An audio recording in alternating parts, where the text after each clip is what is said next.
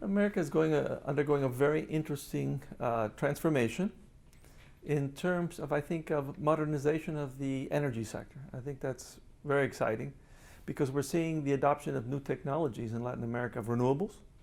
We're seeing the latest adoptions in also in telecommunications. So I think it's that whole adoption of really the latest trends, whether it be in telecommunications, internet businesses, and the like. I think that's very exciting. And Latin America now has a big middle class that can participate in this expansion.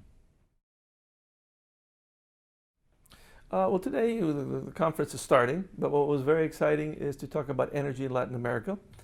And we had a distinguished panelist from the oil sector, from the chemical sector, from the equipment sector, and from the Inter-American, from the CAF, from a multilateral lending.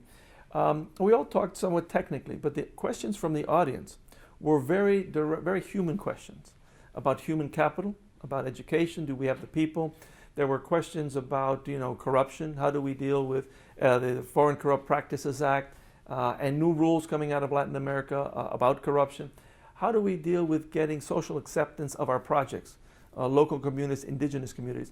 And I think that shows how far Latin America has come, so that the questions are now this type of questions and not whether the resources are there or we can get the projects done.